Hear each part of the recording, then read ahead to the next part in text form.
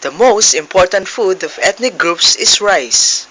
Rice is supplemented by other crops like corn, cassava, and sweet potatoes, while tubers, mushrooms, honey, fruits, and edible leaves gathered from the nearby forest form part of their daily diet.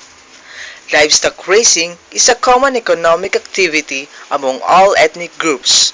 Pigs, dogs, and fowls are raised mostly for festivals and religious ceremonies associated with health, illness, planting, harvesting, birth, marriages, funerals, and other community-wide social and religious occasions.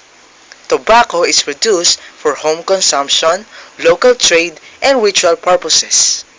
Crafts like weaving, pottery making, and metalwork are done by local specialists.